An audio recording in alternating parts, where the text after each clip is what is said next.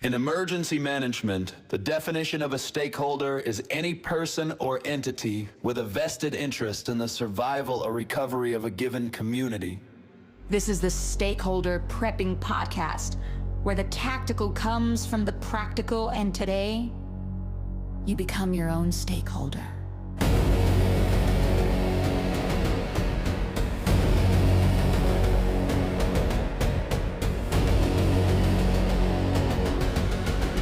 Here are your hosts, Chris and AC.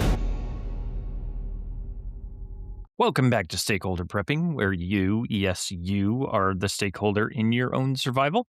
Yeah, and today we are not easing into this one. We're just going to do it. Yep, no warm-up, no gentle ramp. We're going straight into the stuff that actually gets people killed. That's right. Oh, actually, I kind of lied. Can we not jump right into stuff that gets people killed and read a really cool review first? I'm game. Okay. Let's delay the drama. Let's delay the drama for just uno momento here, because I had a couple of really cool reviews come across on iTunes, and we really appreciate those. And there was one that I liked that just came in from Airthos DS. Any idea what that might mean, Chris? It It's sounds like an AERTHOS. Airthos. I'm Capital not sure. D, capital S. I don't know. Anyway, so here's the review. The most useful podcast you'll listen to regularly. Chris and AC do a phenomenal job of consistently putting out episodes that contain useful, practical information for preparedness without fear-mongering or self-aggrandizing to sell you on products or services you don't need or can't afford. As the title says, this will quickly become the most useful podcast in your listening rotation. Nice. I I had to like look- that one. I had to look up what aggrandizing means. But yeah, actually it's a really good review. And I like it. He's like, it's the most, or he or she, it's the most useful podcast you'll listen to regularly. So that means there's like an irregular podcast out there that's like way better than ours. like a once a year podcast that just has a ton of great information or something. Yeah, like licking a 9-volt battery. You do it once a Right. year just for the fun. You just do it once a year just to remember. But anyway, that was a great review. And if you did leave a review and we haven't read it yet, we probably will. We just don't want to waste every single episode reading awesome reviews. But 5-star reviews on iTunes really do help us out. I think that's really the only place you can leave reviews. There's like a weird back channel way that you can leave a review on Amazon, I think. But as far as reviews that are out there, you can't really do it on Spotify and you can't do it on YouTube. So that really is like the best place to do it. So if you could leave us a 5-star review, that would be awesome. And if it's cool, we will read it. I agree completely. So, drama delayed. Drama delayed. Do we want to pick back up? Yeah, let's do that. Now let's go to the thing we're not going to ease into that gets people killed. Yes, let's make people uncomfortable. We kind of did it last time. Yeah, let's get a little weird. So, if you're listening to this while organizing your gear or organizing your closet, thinking that you've got everything dialed in, this episode might ruin your day just a little bit. In a productive way. We'll say that. In a very productive way. Think of this as preventative maintenance for your ego. That might be the most important prep that we've ever really talked about. I don't know that we've ever touched on this one before. Right. So what are we talking about today? Today, we're going to break down 10 prepper mistakes that will get you killed. This is not a question of if, this is just a question of when, if you make these mistakes. Yeah, that's right. And we're not trying to be super dramatic here, and we're not trying to catastrophize. These aren't hypothetical like Reddit arguments. These are patterns that we've pulled from disaster response reports and emergency medical data and historical events like Katrina that we always hammer on, but the Texas freeze, wildfire evacuations, all those kinds of things. So we've pulled all of these scenarios and we've put them into these sort of 10 mistakes that people make all the time. Yeah, and some of these patterns go back all the way to Donner Party, Party of One. So Donner Party, Party of One. one consistent theme shows up over and over and over again. And AC, we both know what that theme is. People, they don't generally fail because they had nothing. They fail because they thought they had enough. They fail because they had one plan, and that particular plan failed. Exactly. So let's start with mistake number one. And this is a big one, Okay. confusing gear with capability. Yeah, and this is very typical of preppers. I am just as guilty of this as anybody else in the world. Owning something is not the same as being able to use it. And more importantly, owning something isn't the same as being able to use it under stress. Things change so much when you introduce the stress of a situation like an evacuation or a natural disaster or any kind of high stakes SHTF event. When you introduce that and you bring on that stress, then even if you were partially proficient with something, you're going to fumble and you're going to stumble and you're going to forget things. Right. And this can be as simple as, okay, I have a tourniquet. I know how to get a tourniquet on. I know how to get a tourniquet on a dummy. I've done it 10 times before. I'm good. Okay, get the tourniquet out of the plastic while your hands are wet, while you've got loud noises going on and you're blindfolded.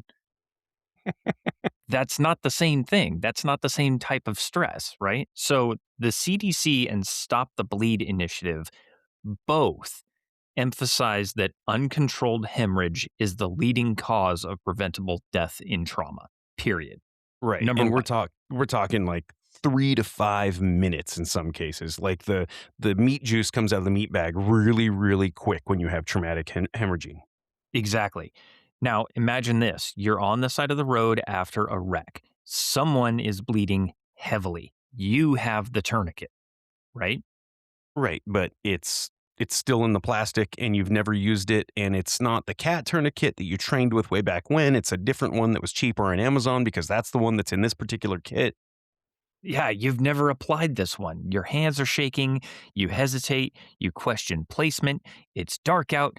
The kids are crying in the back seat. It's, raining. Your hands are slippery. There's lights flashing everywhere because their hazards are on. All of that builds into the situation that you are facing right now in this second. And all you can do is stand there and stare. Right, that's that hesitation, and that hesitation, that's the gap between having gear and having capability, and this is just so insanely important because we all do this where we buy that gear, and even if we try to become proficient on it. You buy that one piece of gear and you apply the cat tourniquet to the dummy and you say, "Yeah, okay, I know how this goes on. I know how many twists to make it tight." And you kind of tick the box, but it's not that true formal training. You just in your little tiny environment in this perfect, let's call it a laboratory environment, you learned how to use it and then you tick that box. And that is just not the same as being proficient with gear in a high stakes environment. Right. It's the same theory as the M16 was claimed to be a self cleaning rifle. And in laboratory conditions, it absolutely was a self cleaning rifle. Right. Combat is not laboratory conditions. So, how do It- you fix this? right. You train under stress, you practice one handed application with a tourniquet, and you practice in low light or no light.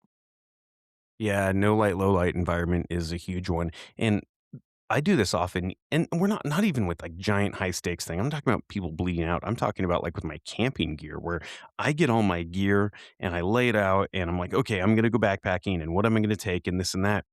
And when you lay it all out in the garage, one thing I've noticed that you have a lot of is one, you don't have dirt all over the floor to lose every single little piece of everything. Right? That's Very one. true.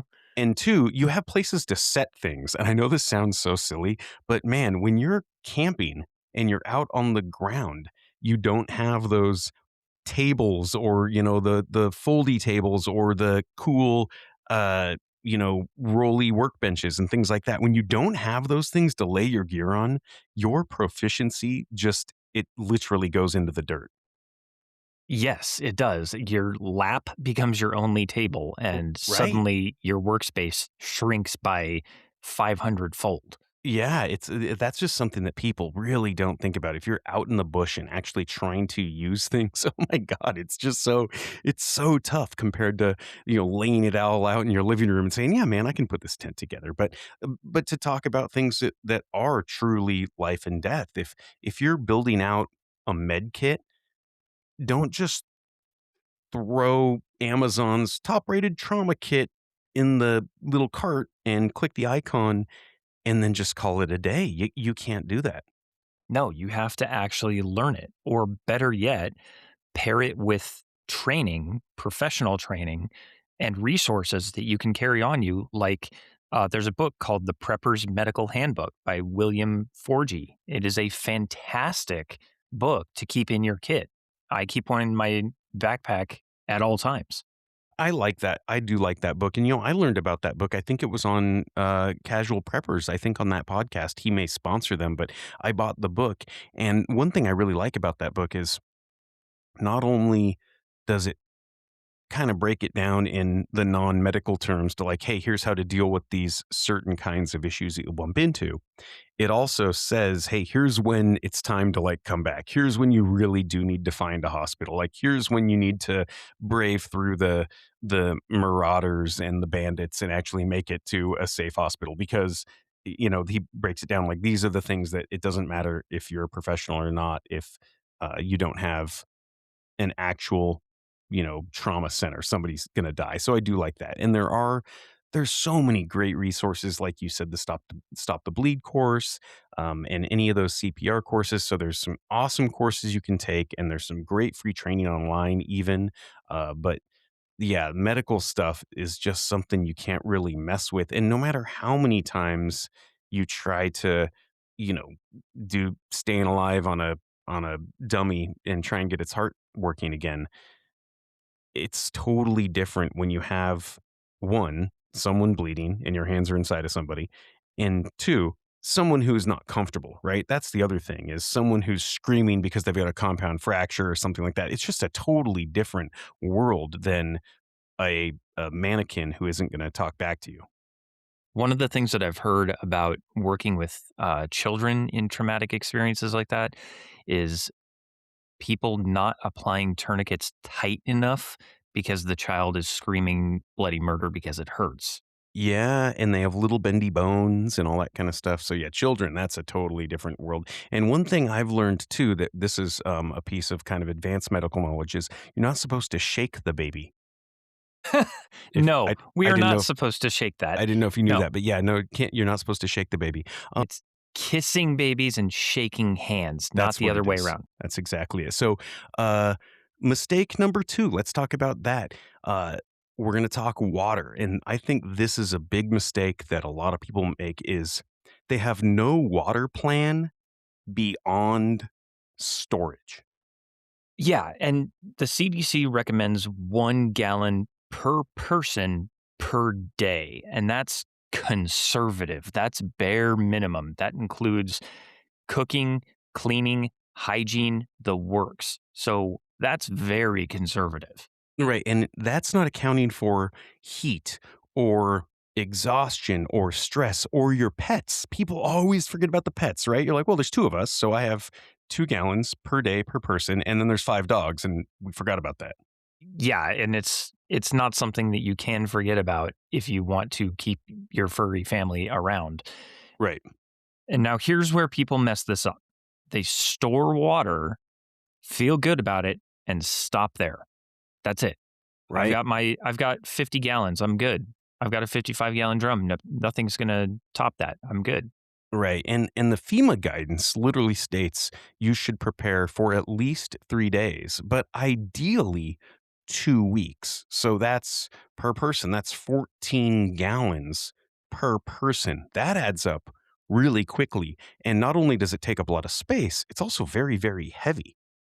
It is. So most people are nowhere near 14 gallons per person. No, it's a ton, and again, not including the pets, right? So here's the scenario: you've got 20 gallons of water, family of four. That's 5 days, best case. Yeah, but on day 6, what happens then? Now we're at dawn on day 6, you're out of water. What's Right? next? Yeah, you find water out in a mud puddle, and it looks clear, and so you drink it. And now you've got a gastrointestinal infection, diarrhea, dehydration, electrolyte imbalance, the grand old cholera. The beaver fever. My dog got the beaver fever once. It was crazy. Got Ugh. the yeah, down like drinking out of a little stream. And dogs do that all the time. You don't think about it. But then, the dogs just has explosive diarrhea everywhere. And you're like, oh, okay, well, maybe the dog's a little sick. But then like day 3, the dog like couldn't walk. And it was like, oh crap, the dog might die. Had to take to the vet. But yeah, if you don't have the vet, if you don't have the doctor, uh you could be hard down. So that's why those things you mentioned historically, they kill more people in disasters than the initial event. That's why the Oregon Trail video game is famous for "You have died of dysentery." You have died of dysentery. I know exactly. It actually happened. You are going to die of something in the Oregon Trail video game before you get to rattle off all that sweet 556. Precisely. So how do we fix this? Storage, filtration, chemical purification, boiling, Yep. and Redundancy. redundancy. Always redundancy. And you also have to think about, where are you going to procure this water that you are going to filter or chemically purify or boil? And I'll give you an example. For me, I've got a little trickly, culverty type stream running out by me on a little country road. And yeah, it looks like it's clean, and it looks like I could boil or filter that and be okay. But how much of that is just runoff from oily, greasy, gassy roads? Like, all of these things you just mentioned, they aren't going to get rid of, uh, poisons and chemicals and things like that in the water. So you really do have to think about, how are you going to procure more water? And it's really storage. Store as much as you can of known clean water, and then have those ways to boil or filter or chemically purify. Because let's say you have the 80-gallon drum of fresh water. That's a great place to be. But then a year goes by and you're like, oh man, we need to use the water now. It's going to be scummy. It's going to have microbial growth and all those kinds of things. So even known good water stored, you're probably still going to need to purify that after some time. And when you boil it and purify it and all those kinds of things, and you get rid of the dissolved solids that are in there, now you want to introduce some of that back. So I'm also going to say you need the electrolyte supplements. You need like the element or something, to dump into that water that's been stored, and then you're going to bleach it, and then you're going to purify it, and then you're going to boil it, and then you're going to filter it. That water isn't going to be like the fresh mountain Aquafina spring water. No, and there's that old adage that, always collect your water from a moving source because it's going to be cleaner than Sure. than a stagnant source. Yep. That's just unfortunately not true anymore because of all of the runoff from farmland and chemicals and industrial runoff and everything like that. It's not a guarantee anymore in the world we live in. Right. Yeah, exactly. You're going to be free of the, giardia, but there's still going to be Roundup in that water. Exactly. So let's move on to mistake number 3. And this one's going to be a hard pill to swallow for some people. Overestimating your ability to bug out. Let's kill a sacred cow here. Yeah, there is the bug out fantasy. And sure, sometimes you just absolutely need to, but it, you really shouldn't plan on that as like your primary go-to when something happens. It really is, unfortunately, a fantasy. You are far safer in your castle unless your castle is on fire or underwater. Yeah. And during Hurricane Rita in 2005, over 2.5 million people evacuated Houston. Yeah, think about that. Traffic jams that lasted for 24 hours. People ran out of gas on the highway. And then what do you think that does to a traffic jam when, 2.5 million people run out of gas on a highway? Yeah, it all adds up. Now imagine that, but with panic and limited communication and no organized response. What happens Right. then? Right. So that here's that scenario is you leave late, the roads are jammed, you're burning fuel while idling, then your car runs out of gas, and now you have to abandon your vehicle. And you're not talking about just throwing on the backpack because you've got all this stuff that you tried to bug out with because your car was your pachyderm and now it is not. Yeah. So you're on foot.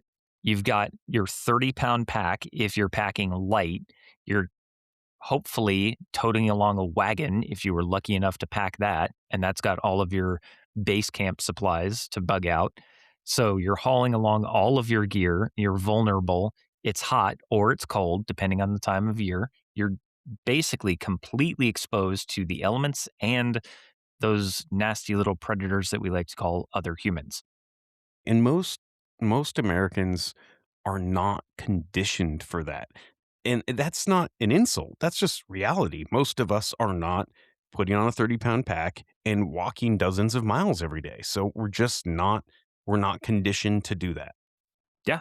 I was infantry. I used to do it all the time. I guarantee you, you throw my pack on right now and I'm going to be sucking wind after just a couple of miles. I'm just Uh, not used to it anymore. well, so if you put the magical blue cord on, then can you do it?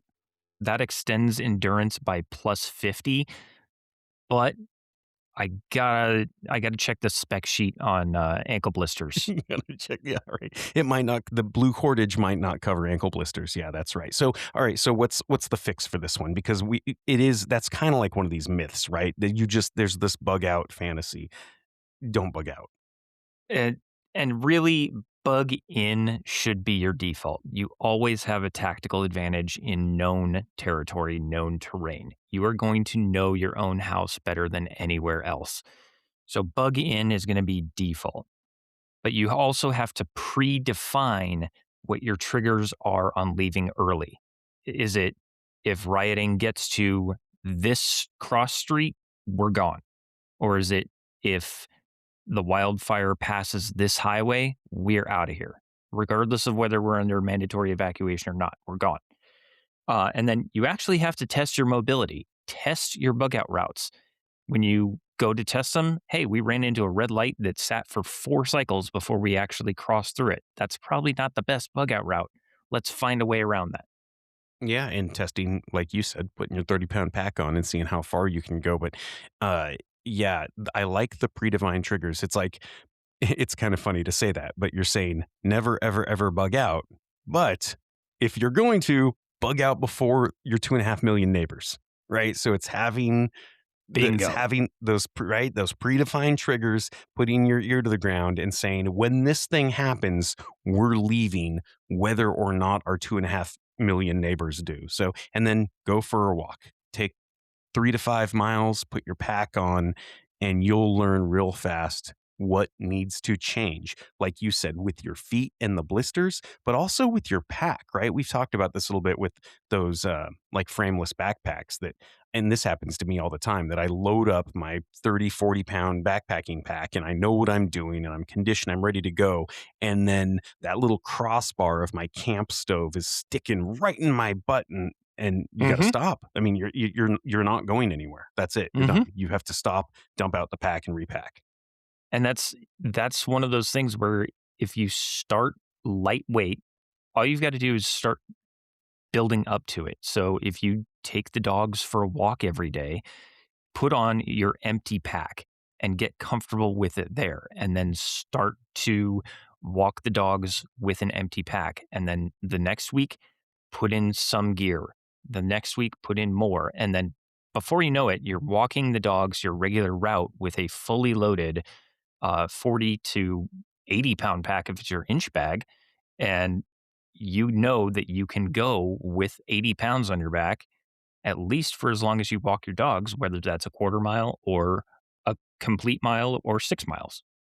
Yeah, and this also comes back to actually using the gear, right? Don't just buy the big giant pack and say, "Yep, I assume that pack will fit and it fits me right," and all that kind of stuff. You really do need to load it up and put it on and go for that walk in the boots you plan to walk in, and yeah, you'll figure out what problems you have very, very quickly. So, what is mistake number 4?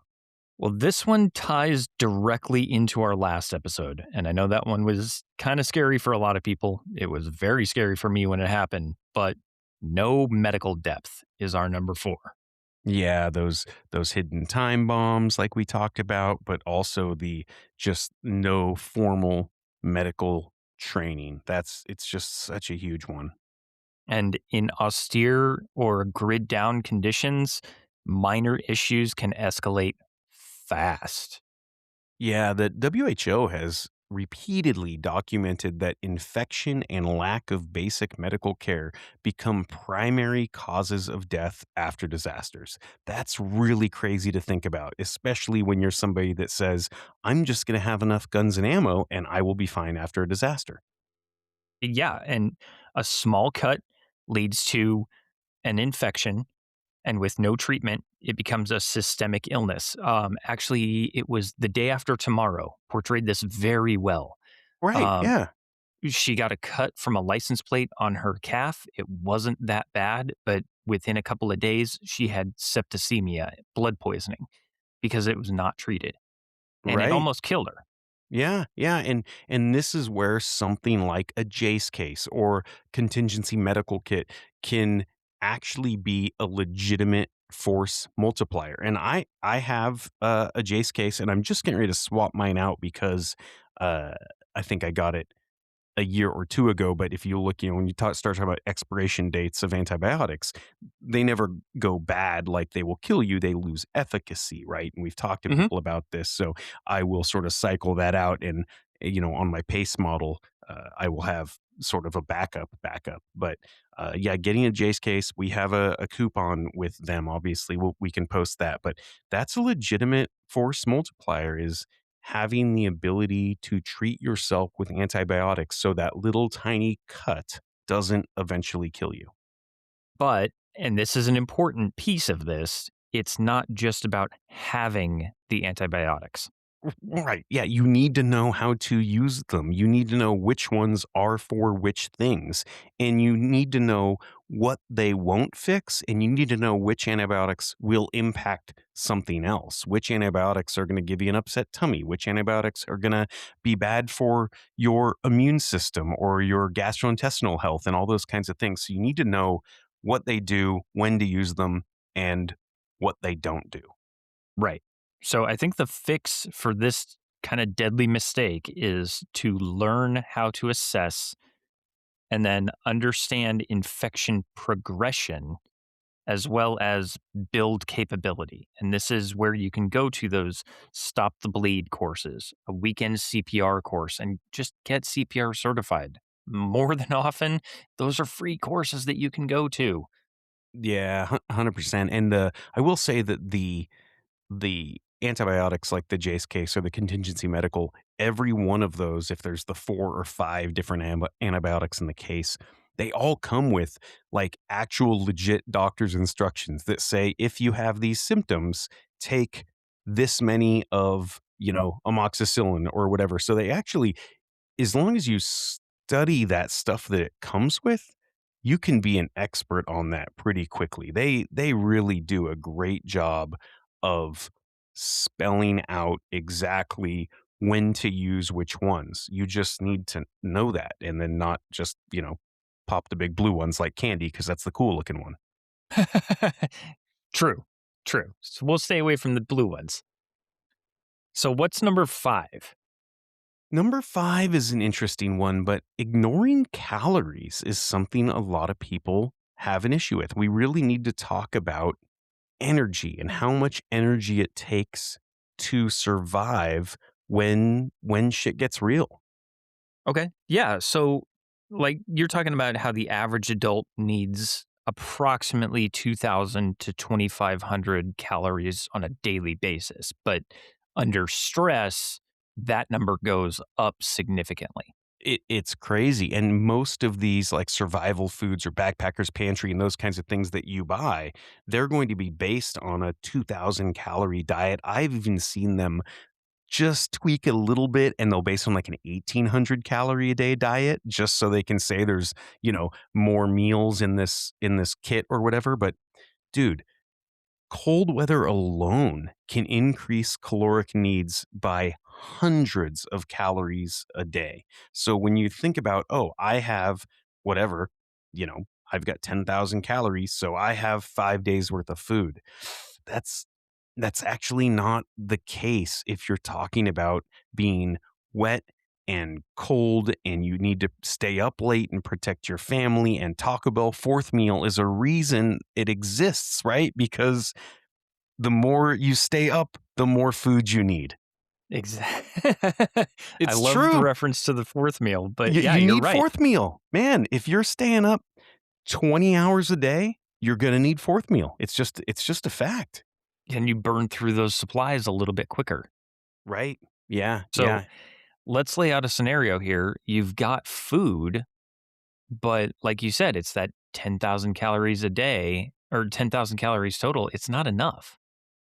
Yep. So then what do? Well, you start rationing, and then your energy drops, and then your decision making skills degrade. And that's a big one that people just often don't think about when they think about caloric intake. They're like, oh, well, I will just chill out. I will just do less work. I will just sort of wait it out and eat less. But what happens is your decision making actually degrades. And that truly can be deadly, even if you're not in a position where you're starving to death. Yes, and cognitive decline under calorie deficit is a very well documented combat phenomena. I've seen it myself. I have suffered it myself. It's slower reaction time, poor judgment, lacking communication skills, basically slurring speech or numb tongue. You can't get the words out of your mouth. Um, hesitation in your speech. It's just it's all jumbled together, um, Yeah. and Yeah. you don't think straight, you can't communicate, you start to potentially see things that aren't quite there, but they are. It's a very odd phenomena to experience because you're hungry. Yeah, and that leads to more mistakes down the line. It definitely has the potential to if you don't catch it early and fix it fast. So the fix would be when you're rationing, you actually have to count your calories and store calorie dense food. It's not just, oh, I found a box of Ritz crackers. That's dinner. That's not very calorie dense for you. And then you need to match your intake to your workload. This is where a lot of people who have the community garden, everyone gets the exact same amount of food no matter what you do. That's not going to work so well because the people that are pulling security to avoid that cognitive decline, they may need actually more food, even though they are just standing guard on the rail the entire day. Yeah, it's funny you say that because you're right. This might not be the perfect time for communism. You're exactly right because you've got people with different duties within a group, and some of them are just going to require higher caloric intake. And obviously, some people are going to be left out because the people that aren't doing the insanely physical jobs or the people that aren't staying up late, they obviously are still contributing just as importantly to the group, but they may feel like they're getting shorted because they're getting 1,800 calories a day when someone else is getting 2,200 calories a day. But that's really where you need to have that intake match the workload. Yep. And it's a hard conversation to have. Yep. Yeah, 100%. Yeah, that's a tough one. So let's move on to number 6. And this one absolutely will get people killed in Teotihuacan.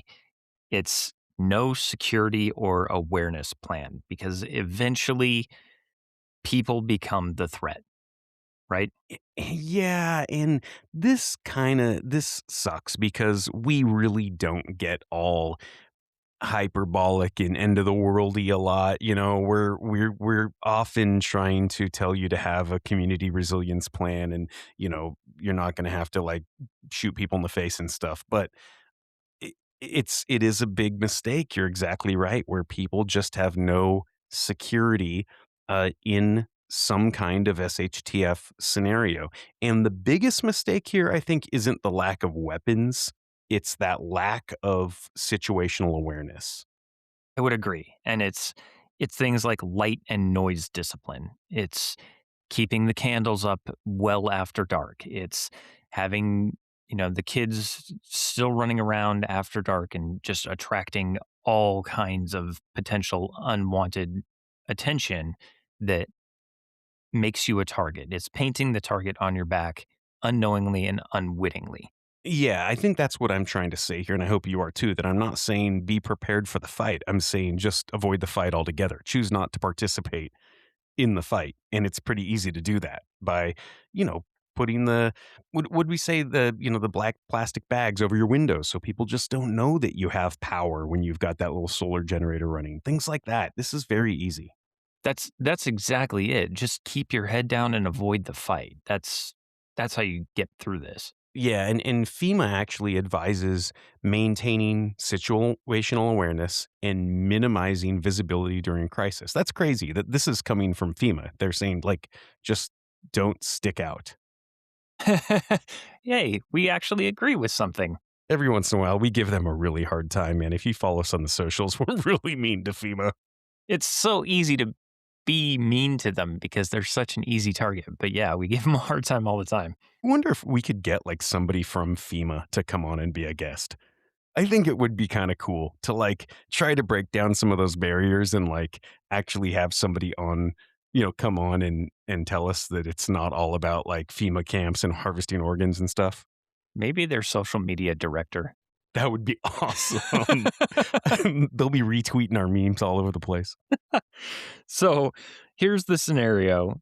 You're the only house with the lights on. You Mhm. have a generator.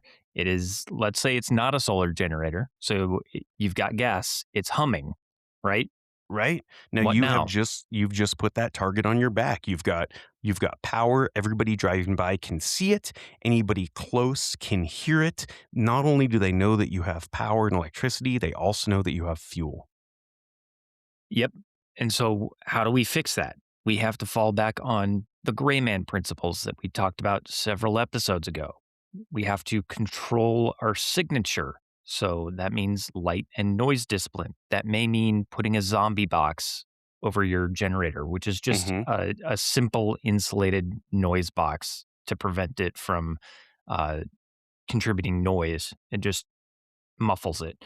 And then break routines. If you're always having dinner at 6:30 p.m. on the dot, maybe we shuffle that around so that you're not always in a routine. You're not just a programmed robot doing the same thing day in, day out. Breaking a Yeah. routine is easy to do. Yeah, and yeah, you're not making those noises you normally make when it all of a sudden becomes not okay to make those noises. So, yeah, that's exactly right. Just breaking those routines uh would be huge. Absolutely. So, um now, mistake number 7. This is one that is very important to me, and that is that single point of failure. Having these single points of failure, if one thing breaks and everything depends on that one thing, you actually don't have a system. No, you don't. You have a single point of liability. This is like climbing up a cliff face with just one carabiner, and you will never see any climber who knows half of their salt what they're doing even attempt that. Right. And it is, your water filter fails and you don't have another one, or your heat source fails and you don't have another one, or your comms fail and you don't have another one. And I'll tell a very quick story here that I was engaging with someone on our social pages the other day. and I posted some meme. I can't even remember what the meme was, but it was something about like being a prepper, having a pocket knife and half a tank of gas in your car. It was, those are two things we talk about all the time. And somebody had sort of said that doesn't really make you a prepper because I always have a pocket knife and half a tank of gas in my car, and in no way do I feel like that's going to help me out in a power outage. And I was like, actually, here's where you're wrong because your car is actually a power generator, and you can, a alternator generates a ton of amperage, and you could get a very inexpensive little inverter and you could power a whole bunch of your home. So actually it does help. And he said that he didn't need that because he has a home standby generator. And I just thought, wow, you have just identified a single point of failure that could be mitigated for a couple $100 in a pure sine wave inverter that would run your refrigerator and your TV and your NOAA radio like all night on your vehicle. And I just thought that was crazy. It was just an interesting conversation to have where somebody said, no, I'm like all set. I have a standby generator with an in-ground propane tank, and I don't need my car to generate power for me. And I was like, wow, you're like one blade fuse away from dying. And it's scary. It's It's that crazy. single point of failure that everything depends on. Yeah. And And it's nuts to me. it's imagine uh going to light your grill, right? And you've Hmm. got family coming over. This is a big cookout. You've been planning it for absolutely weeks. You're going to light up the grill. The steaks and the hot dogs and the ribs and everything is ready. The family's starting to show up. Everything is looking great. And you've got one match to light the grill. Yeah. If that one match fails, you are delaying everything else. Yeah, yeah, it's a great way to look at it. That yeah, if you got one really easy way to light the grill that usually works for me, but if I don't, man, then you're like rubbing two sticks together, and I will tell you that fire is humbling, bro. Yeah. Why not keep a lighter on hand, not in the junk drawer where you have to search for it for 15 minutes. Why not just throw it in your pocket while you're on the way out to the grill? And Yep. that's the single point of failure. So this is where that tac nav mindset comes in navigation and with redundancy, planning layers. This is where all of it comes in, and pace modeling is if you have a backup plan for a backup plan for a backup plan, if one thing fails, everything can fall back to the next redundant point. Yeah, I think there are a lot of people that have a single point of failure in their life that they actually don't think about. Like they're so reliant on it that they don't realize that it's a single point of failure. And that leads directly into next week's episode. We're going to talk about the PACE model and we're going to break that out. And it's not going to be boring, I promise. We are really going to dig into that PACE model and try to identify those redundancies in your life and identify those things that are not redundant that need to be. So, yeah, this is one that's very near and dear to me is that single point of failure, not having that commonality, not having those three different things that all do the same job, take the same kind of battery and things like that. So we're going to talk about that. But yeah, what are the fixes for that? Well, the fix is listen next week because we're going to talk about the pace model. That's And right. Yeah. uh, really, the fix is having redundancy in critical systems and backups for your backups. But yeah, we're going to talk about that all next week. I'm excited for episode 89 because it's going to be phenomenal. But uh, really, redundancy and backup. That's Yeah. Redundancy the and easy way to backup. do it. That's right. Yep. Yeah. One is none, and two is one, and three's a spare. So, what's mistake number 8? Ignoring environmental exposure. And this one gets people because it's not something you normally think about, but exposure kills faster than starvation.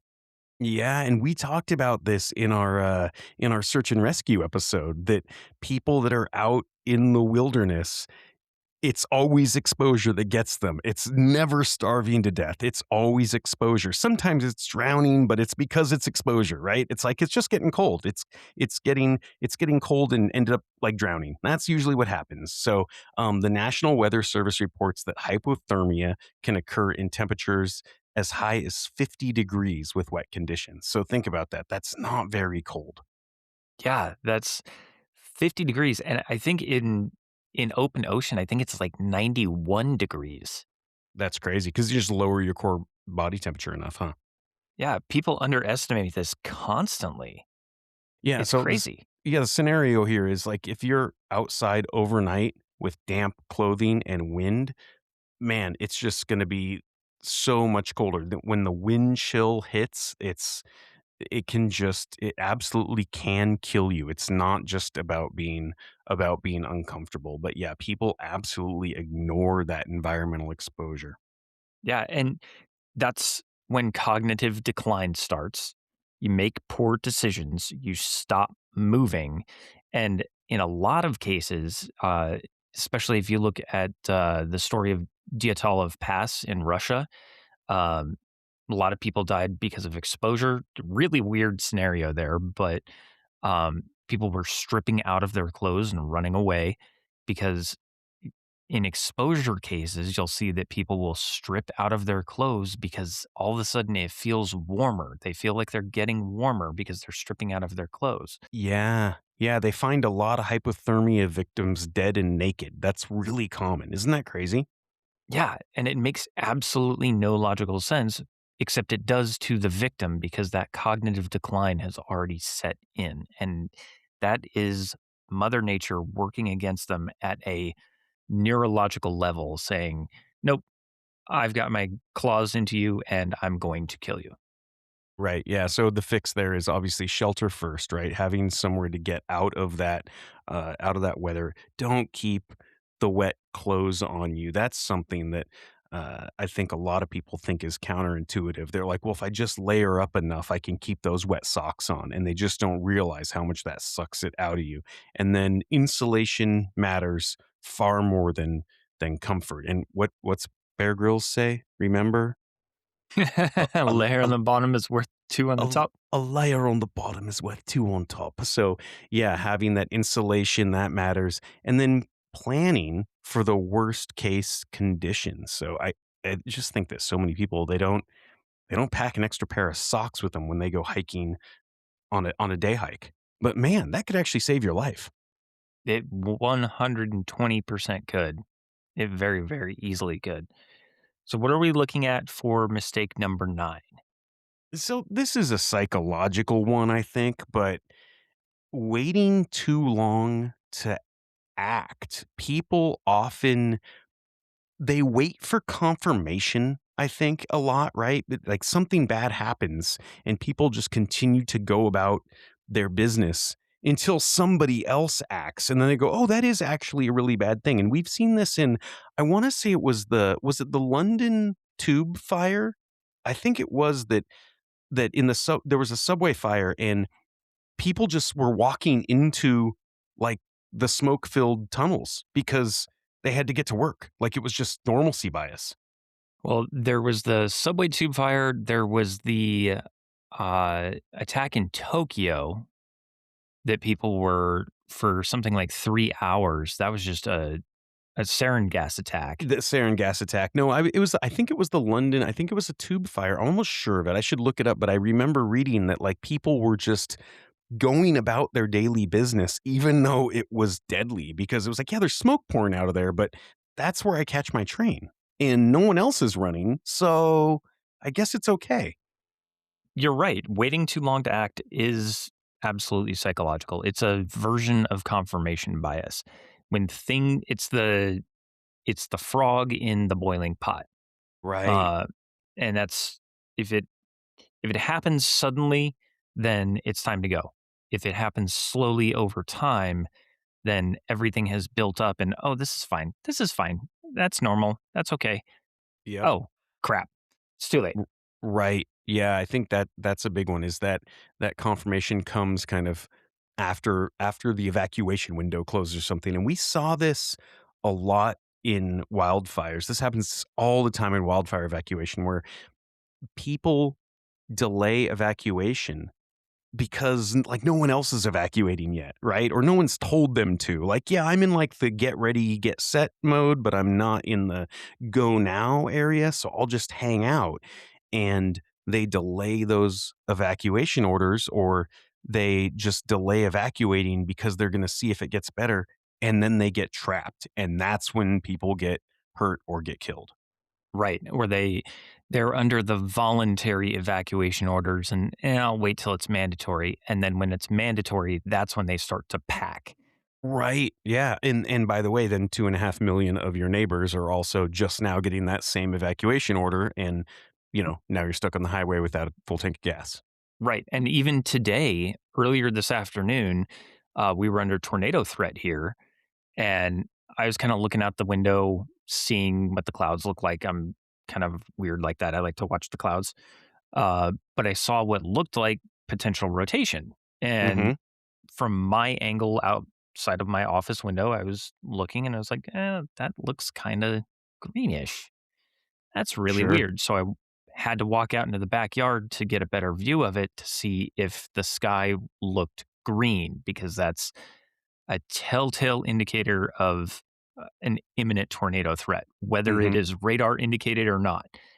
And I looked outside and okay, it's just the reflection or the tint on my window that made it look green. We're okay. Yeah. But whether that siren was going to go off or not, if the sky was going to look green as soon as I got outside with no window flare, we were going in the shelter, Yep. hands Then down. you were going. Yep. Yeah. 100%. So yeah. So what's the fix there? What is the fix for just that waiting too long to act issue? What do you do? It really comes down to the predefined triggers. It's just like the bug out. You Hmm. have to set and commit to those predefined triggers and action points. What do you do at this stage when trigger point A is hit? What is action A? When trigger point B is hit, what is action B? And you have to commit to it. Insert tab A into slot B, assemble your box, and go. Right. Yeah. You draw those red lines, and then when those red lines are crossed, you have to take that action that you committed to. You don't say, "Well, we'll just see. Things have changed a little bit. So let's just wait it out a little bit longer." You have those predefined triggers, and you have those action points that, by the way, this is the one thing, and I know we're kind of harping on this. This is the one thing that matters here is when you made those predefined triggers, when you committed to those action points, you were of sound mind. You weren't all stressed out. You weren't in the situation. This is a plan you made when you sat down and you war gamed this whole thing out and you said, "Hey, it's going to be a nasty forest fire season. So if something happens in 6 months, what are our triggers and what are we going to commit to?" And that you 6 months ago in the past you was way smarter than you right now that's trying to wrangle the dog and your luggage and think about all this other garbage and think about, oh, what happens if somebody breaks into our house while we're gone, or that person 6 months ago that put this plan together was so much smarter than you are right now. Listen to that person. Even the person 3 hours ago, before getting in the car that just came up on the wreck, that person was smarter. Yeah. So, did you have a plan then? Is it Yeah. in your Mad Gear planner? And we've Right. got a coupon code for it. Yeah. Just all you've got to do is get one of the planners and start writing stuff down. You can always edit your plan later, Yeah. but Listen make to a commitment. yourself. Listen to Yeah, yourself. Listen to past you. Past you is so much smarter than future you, than stressed out you that's like in the moment.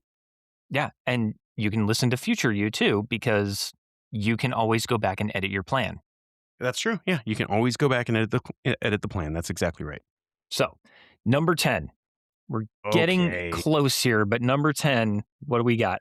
This is the last one, but we talked about this also. It's funny how many of these come back from the Prepper Myths episode, but we've talked about this before. That mistake number 10, going it alone. It's that lone wolf idea. It sounds so awesome. It sounds great. Being the lone wolf sounds awesome until a billion things happen, but one of them is until you get injured. That's the biggest one, I think.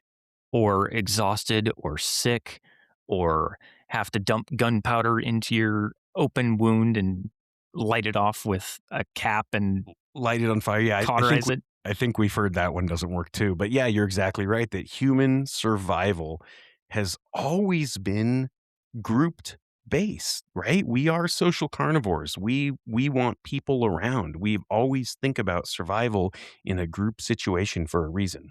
Yeah, even small groups drastically improve survival odds through shared labor and skill diversity. That's been statistically proven over and over and over again.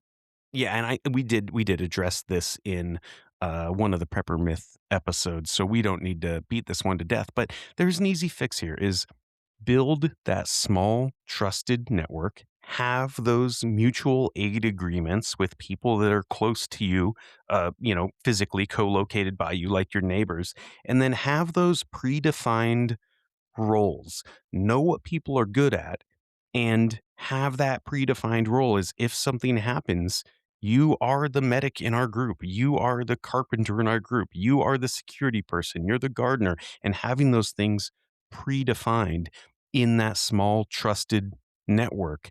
And it's just going to go so much better for you if something ever happens. And we're not necessarily talking about the end of the world.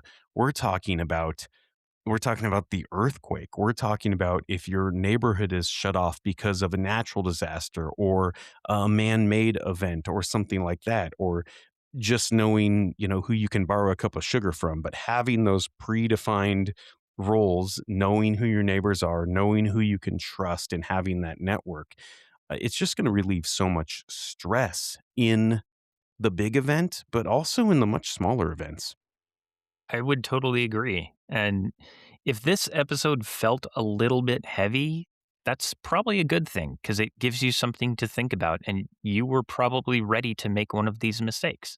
Yeah, and these aren't edge cases. We're talking about common failures. We're talking about the failures that are most common for people to make, especially stressed out people.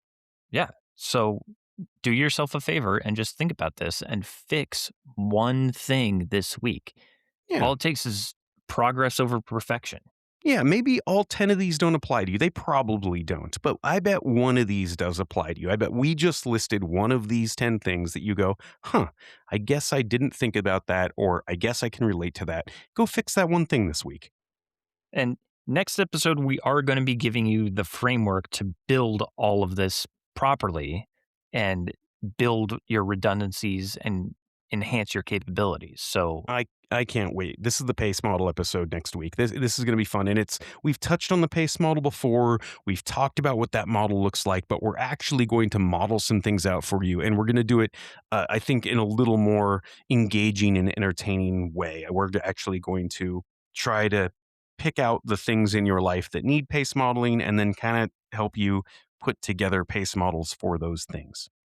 yeah. So, we will meet you back here next week for pace modeling. But until then, remember that you are your own stakeholder, and we will see you then.